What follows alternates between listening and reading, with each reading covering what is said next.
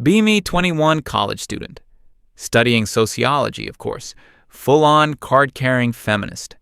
Went to the marches, ran a campus group, the whole 9 yards. My friends and I, we were convinced we had the world figured out.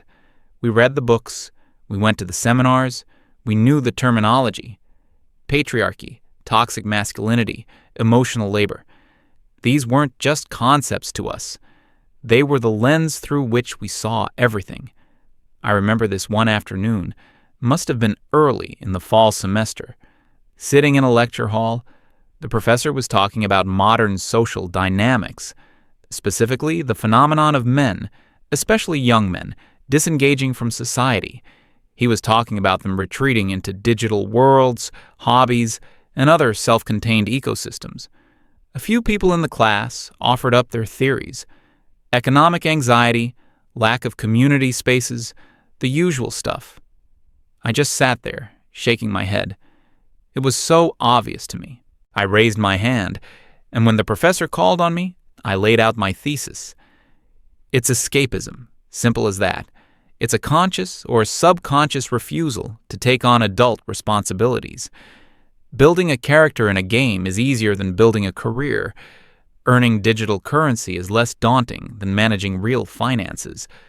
Forming a guild or a clan requires less vulnerability than forming a genuine, lasting, romantic relationship. It's a flight from the duties that men have historically held: provider, partner, protector. They're running away because it's hard, and a fantasy world offers easy, meaningless rewards. I was pretty proud of that little speech.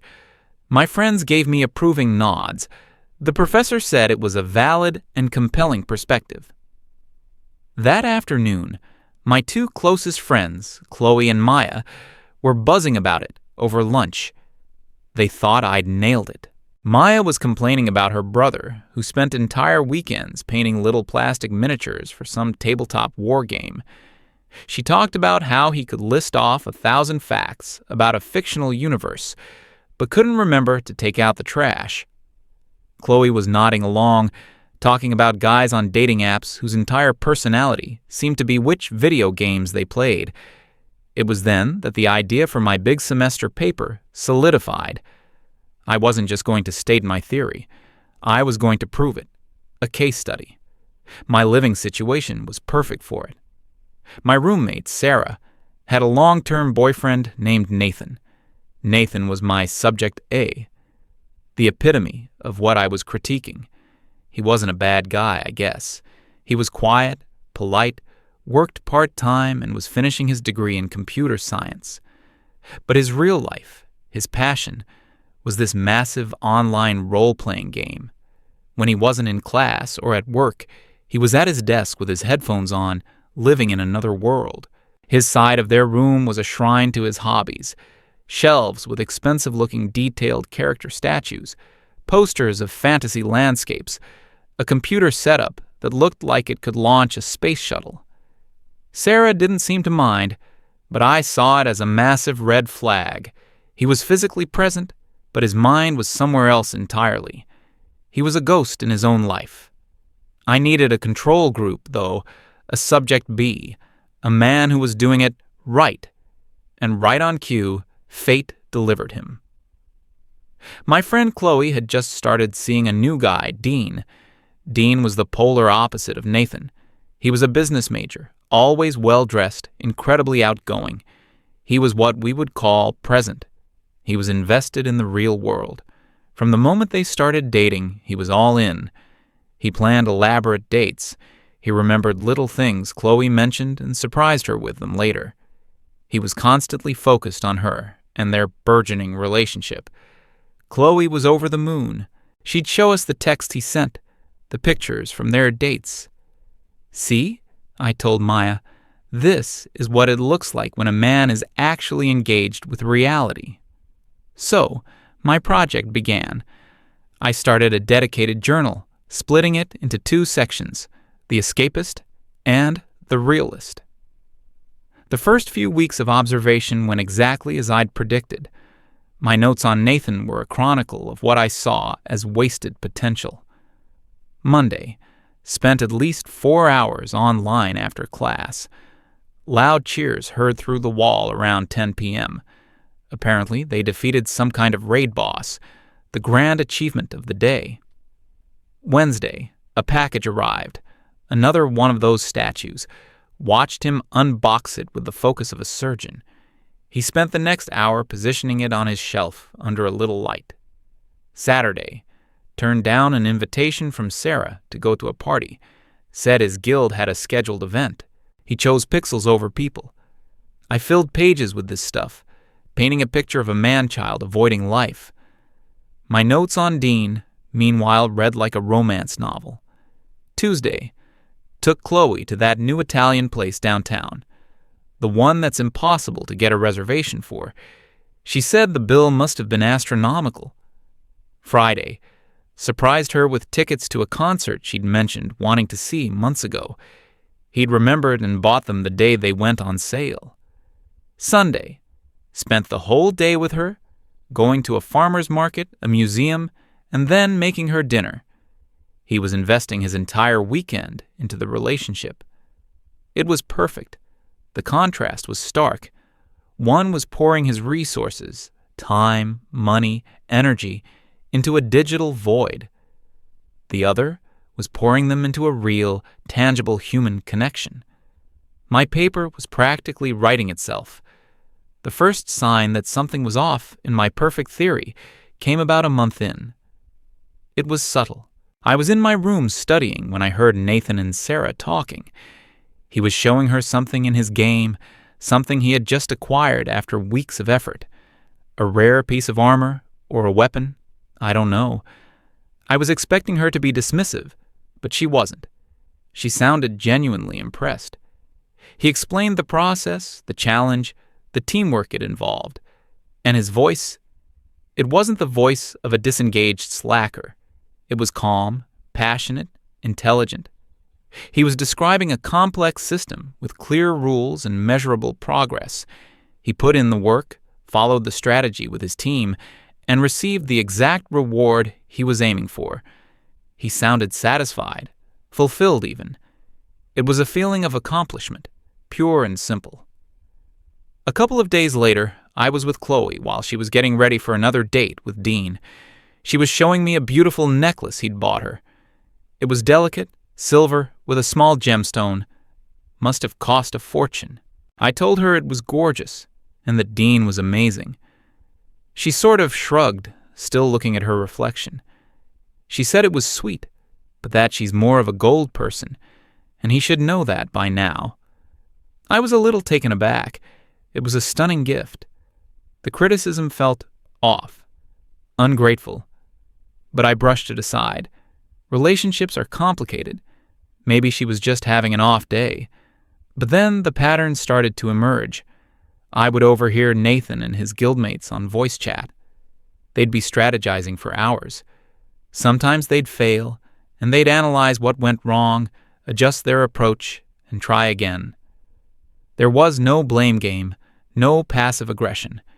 It was just a collective effort toward a shared, clear goal. When they succeeded, the celebration was genuine. They built each other up. They respected the skill and time each person invested. I started to realize that the social dynamics in his game were more functional and mature than many I'd seen in the real world. It was a meritocracy. Your value was based on your skill, your reliability, and your contribution to the team. Nothing else mattered. Meanwhile, the real-world romance I was documenting started to show its cracks. Dean was trying harder than ever. The dates became more extravagant, the gifts more expensive. He was clearly trying to hit a moving target of Chloe's happiness. And Chloe, she was enjoying the benefits, but her appreciation seemed to have a ceiling, and it was getting lower. She'd complained to me and Maya. One time, he booked a weekend trip for them to a little bed and breakfast by the coast, a grand romantic gesture. When she got back, I asked her how it was. She spent the first 5 minutes complaining that the weather was gloomy and that the B&B's Wi-Fi was slow. She barely mentioned the effort and expense Dean had gone to. It felt like his investments were yielding diminishing returns. For every unit of effort he put in, her validation decreased. The rules of the game he was playing were constantly changing, and he could never seem to score enough points. I remember one specific evening that really drove the point home. I was in the kitchen, and Nathan was there making a sandwich. We had one of our rare, brief conversations. I asked him what the appeal of his game was. I tried to sound genuinely curious, not judgmental like I felt. He thought for a moment, then explained it to me in the simplest terms. He said it was fair. He told me the game has a set of unbreakable rules. If you put in X amount of hours and complete Y tasks, you are guaranteed to get Z reward. The path to success is clear. There's no ambiguity.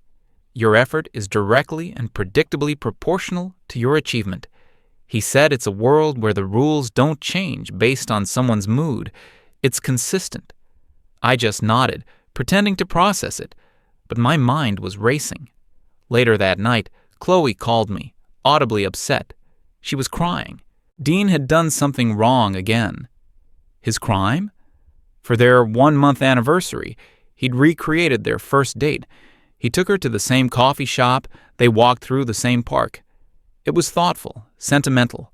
Chloe saw it as lazy, as a sign he was no longer putting in the effort.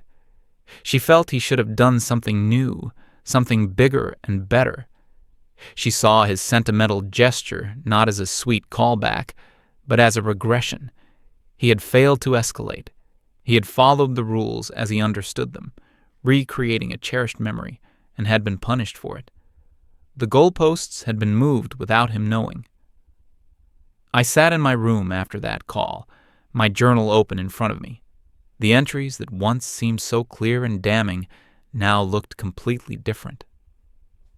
Nathan's world, the one I had labeled escapism, was starting to look like a logical, rational system, a system of clear inputs and predictable outputs, a place of order and fairness. Dean's world, the real world I had championed, was looking more and more like a chaotic, arbitrary, and profoundly unfair system.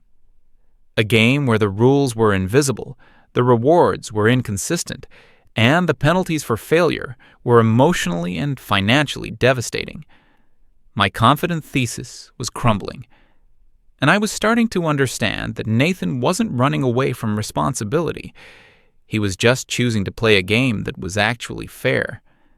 The next few weeks were a quiet blur of observation. I stopped writing in my journal with such definitive judgment. Instead, I just documented events, trying to be objective. My perspective had shifted from a prosecutor building a case to an anthropologist studying two different cultures. Culture A, Nathan's world, predictable, merit-based, collaborative. Culture B, Dean's world, unpredictable, emotion-based, transactional. I started paying more attention to the financial aspect, not in a spreadsheet, but just through casual observation. I saw that Nathan's hobby had a budget. He'd buy a new game or a subscription, maybe a collectible every couple of months. The costs were contained and predictable. It was a line item in his budget, just like groceries or gas. For his investment, he received hundreds of hours of entertainment and a robust social life with his online friends. Dean, on the other hand, was in a financial arms race against an invisible enemy. Chloe would mention offhandedly that she wanted to try that new fusion restaurant, and the next thing I knew, Dean was taking her there. Price wasn't a consideration. Her fleeting desires became his financial obligations. I saw him one day at the campus coffee shop, looking tiredly at his banking app on his phone. He had that stressed, hollowed-out look of someone watching their balance go the wrong way. He was trying to buy affection, and the price kept going up. The stock was volatile, and it only ever seemed to trend down. The climax of my little social experiment happened about 2.5 months into the semester. It wasn't one single event, but a series of them that occurred in rapid succession. First, there was Nathan. One evening, my roommate Sarah came into our room looking worried. Nathan had a big exam the next day, a final for a really difficult class. He'd been studying for weeks. That night was also the release of a huge, long-awaited expansion for his game. It was a massive event in his community, something his guild had been planning for months. I watched, expecting the escapist to do what escapists do, abandon his real-world responsibility for his digital fantasy. I was ready to write the final, damning entry in my journal, but he didn't. I heard him on his mic, telling his guildmates he couldn't make it for the launch. He explained he had a major exam and needed to be rested and prepared. There was no argument, no guilt-tripping.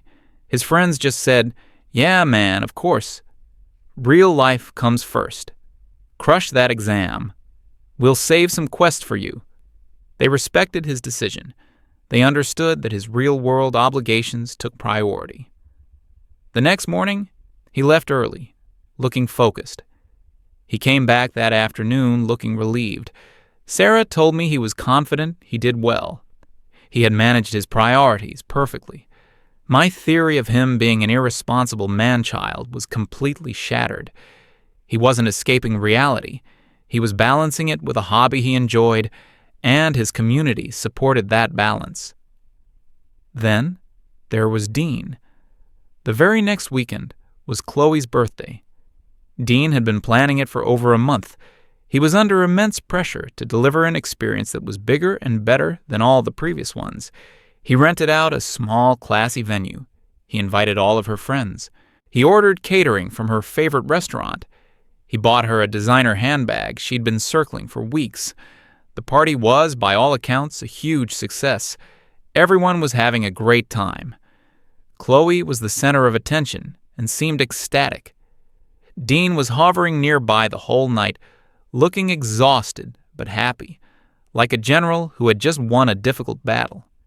He had put in a massive investment of time, energy, and what I could only assume was a terrifying amount of money.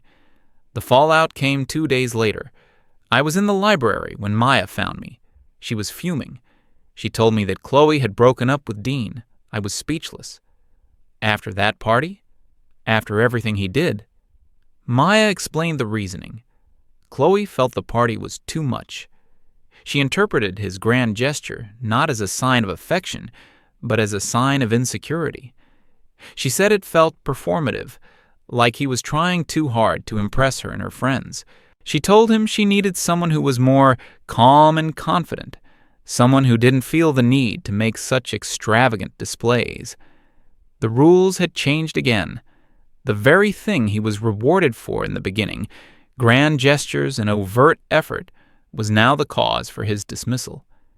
He had escalated his investment just as he'd been conditioned to do, and for that, his contract was terminated. I saw Dean on campus about a week after that. He looked like a ghost. He'd lost weight. He was walking with his head down, avoiding eye contact. I was with a mutual acquaintance, and Dean stopped to talk to him briefly. I couldn't help but overhear. He was talking about his finances. He'd maxed out 2 credit cards to pay for the relationship, especially that final birthday party. He was taking on extra shifts at his part-time job just to make the minimum payments. He'd invested everything he had into a system he was told was the right one.